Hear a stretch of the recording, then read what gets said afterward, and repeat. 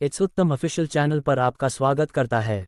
आज हम आपको लेकर चल रहे हैं एक ऐसे आध्यात्मिक सफर पर जहां हर शब्द आपके मन को शांति देगा, हर भाव आपकी आत्मा को छुएगा और हर कथा आपके जीवन को नई दिशा प्रदान करेगी। ये यात्रा है नवरात्रि की और विशेष रूप से शारदीय नवरात्रि के पहले दिन की, जिसे मां शैलपुत्री की आराधना के रूप में मनाया जाता है। नवरात्रि का नाम आते ही मन में देवी दुर्गा के 9 स्वरूपों की छवि उभरने लगती है। हर दिन एक अलग रूप की पूजा की जाती है और हर रूप अपने भीतर जीवन के लिए एक गहरा संदेश छिपाए हुए होता है। पहले दिन की शुरुआत मां शैलपुत्री से होती है। जब भी हम किसी यात्रा की शुरुआत करते हैं तो पहली सीढ़ी सबसे महत्वपूर्ण होती है। उसी तरह नवरात्रि की इस यात्रा में पहला पड़ाव है मां शैलपुत्री की भक्ति। मां शैलपुत्री का नाम शैल और पुत्री से मिलकर बना है। शैल का अर्थ है पर्वत और पुत्री का अर्थ है बेटी, अर्थात पर्वतराज हिमालय की पुत्री शैलपुत्री। जब हम इन्हें देखते हैं तो महसूस होता है कि ये सिर्फ हिमालय की बेटी नहीं बल्कि संपूर्ण जगत की माता हैं। इनके हाथ में त्रिशूल और कमल है और वाहन है नंदी बैल। त्रिशूल शक्ति का प्रतीक है, कमल पवित्रता का प्रतीक और नंदी बैल स्थिरता व धैर्य का प्रतीक।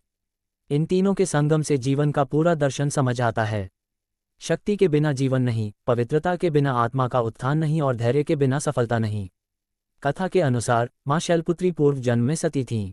सती ने अपने पिता दक्ष के यज्ञ में अपने ही शरीर का त्याग कर दिया था क्योंकि दक्ष ने भगवान शिव का अपमान किया था। उसी के बाद अगला जन्म लेकर वे पर्वतराज हिमालय के घर प्रकट हुईं और शैलपुत्री कहलाईं। ये कथा हमें सिखाती है कि जीवन में भक्ति और आस्था के लिए बलिदान की भी आवश्यकता होती है। यदि ईश्वर का अपमान होता है तो सहनशीलता से ज़्यादा आत्मसम्मान और धर्म की रक्षा जरूरी है। पहली नवरात्रि पर भक्त सुबह उठकर स्नान करते हैं, घर को स्वच्छ करते हैं और कलश स्थापना करते हैं। कलश स्थापना का महत्व बहुत बड़ा है। कलश में मानो संपूर्ण ब्रह्मांड की ऊर्जा को आमंत्रित किया जाता है। उसके ऊपर नारियल रखा जाता है, चारों ओर आम या अशोक के पत्ते सजाए जाते हैं और उसके समीप देवी की प्रतिमा या चित्र स्थापित किया जाता है। ये प्रक्रिया सिर्फ एक परंपरा नहीं बल्कि एक आध्यात्मिक विज्ञान है। जल से भरा हुआ कलश जीवन के जल का प्रतीक है, नारियल जीवन की पूर्णता का और पत्ते प्रकृति के सहयोग का प्रतीक हैं।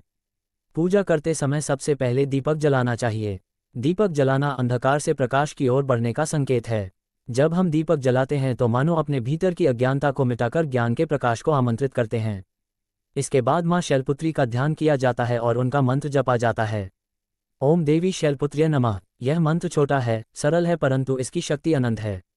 जब भी आप इसे श्रद्धा से जपते हैं, मन में स्थिरता आती है, चिंताएं मिटती हैं और आत्मा को शक्ति मिलती है। अब प्रश्न आता है कि पहले नवरात्रि पर हमें क्या करना चाहिए और क्या नहीं करना चाहिए। मां का ध्यान, मंत्र जाप, व्रत, सात्विक आहार, संयम और सेवा। नहीं करना चाहिए क्रोध, अपमान, निंदा, झूठ और तामसिक भोजन। इस दिन प्याज, लहसुन, मांस, मछली, अंडा, शराब जैसी चीजें वर्जित हैं क्योंकि ये हमारी चेतना को नीचे की ओर खींचती हैं, जबकि नवरात्रि का व्रत हमारी आत्मा को ऊंचाई की ओर ले जाने का अवसर है। इसलिए इस समय हमें हल्का, पवित्र और सात्विक भोजन करना चाहिए, जैसे फल, दूध, दही, सूखे मेवे, कुट्टू का आटा, सिंघाड़े का आटा और सेंधा नमक। इस दिन हमें अपने व्यवहार का भी ध्यान रखना चाहिए। जैसे भोजन पवित्र होना चाहिए, वैसे ही वाणी भी पवित्र होनी चाहिए। किसी से कठोर शब्द नहीं बोलने चाहिए। नवरात्रि में झूठ बोलना, धोखा देना और किसी का दिल दुखाना बड़ा पाप माना गया है। जिस प्रकार शरीर का व्रत जरूरी है, वैसे ही मन का व्रत भी जरूरी है। मन का व्रत मतलब बुरी आदतों को त्यागना, अच्छे विचार अपनाना और भक्ति में स्थिर रहना। अगर हम गहराई से देखें तो मां शैलपुत्री की पूजा केवल देवी की आराधना नहीं है, बल्कि यह हमारे जीवन को भी एक दिशा देती है। इनके रूप से हमें सीख मिलती है कि जीवन में धैर्य रखना चाहिए, पवित्रता बनाए रखनी चाहिए और शक्ति के लिए निरंतर साधना करनी चाहिए। धैर्य से ही कठिनाइयां आसान होती हैं, पवित्रता से ही आत्मा का उत्थान होता है और शक्ति से ही हम अपने लक्ष्य तक पहुंच पाते हैं। नवरात्रि का पहला दिन है, यानी शुरुआत का दिन। शुरुआत हमेशा पवित्र और मजबूत होनी चाहिए। जब हम कोई नया काम शुरू करते हैं तो पहले दिन का महत्व हमेशा अधिक होता है। उसी तरह नवरात्रि के पहले दिन यदि हम शुद्ध भाव से मां शैलपुत्री की आराधना करते हैं तो मानो पूरे 9 दिन की साधना स्वतः सफल हो जाती है। इसलिए इस दिन हमें पूर्ण श्रद्धा और विश्वास के साथ पूजा करनी चाहिए। इस दिन एक और विशेष काम किया जाता है, अखंड ज्योति जलाना। जो लोग व्रत रखते हैं वे माता की चौकी पर अखंड ज्योति जलाते हैं और उसे पूरे 9 दिनों तक प्रज्वलित रखते हैं। ये ज्योति केवल तेल या घी से जलने वाली लौ नहीं है, बल्कि यह हमारी आत्मा की भक्ति का प्रतीक है। इसे जलाकर हम माता से कहते हैं कि हमारी भक्ति भी इस लौ की तरह निरंतर जलती रहे, चाहे परिस्थितियां कैसी भी हों। मां शैलपुत्री की पूजा का एक और पहलू है संकल्प। हर भक्त इस दिन संकल्प करता है कि अगले 9 दिनों तक वह भक्ति, संयम और सात्विकता के साथ नवरात्रि का पालन करेगा। संकल्प मन को अनुशासित करता है। जब हम किसी कार्य का संकल्प लेते हैं तो मन में दृढ़ता आती है और उस कार्य को पूरा करने की प्रेरणा मिलती है। अब बात करें कि क्या नहीं खाना चाहिए। नवरात्रि में अनाज, दालें, चावल और तामसिक पदार्थ नहीं खाए जाते। इनकी जगह फल, दूध और व्रत का भोजन किया जाता है।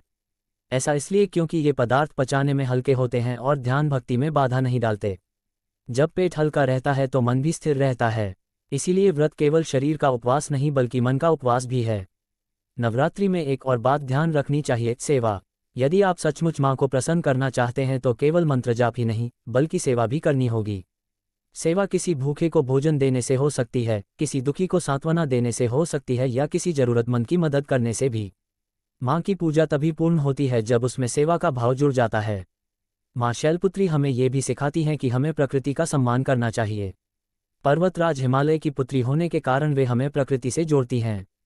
आज के समय में जब हम पर्यावरण को भूलते जा रहे हैं तब मां का ये स्वरूप हमें याद दिलाता है कि प्रकृति ही जीवन है। इसलिए पेड़ पौधों की रक्षा करना, जल की रक्षा करना और धरती को स्वच्छ रखना भी मां की पूजा का ही हिस्सा है। नवरात्रि केवल एक पर्व नहीं बल्कि आत्मिक साधना का अवसर है। यह अवसर है अपने भीतर झांकने का, ये देखने का कि हमने अब तक क्या किया और आगे हमें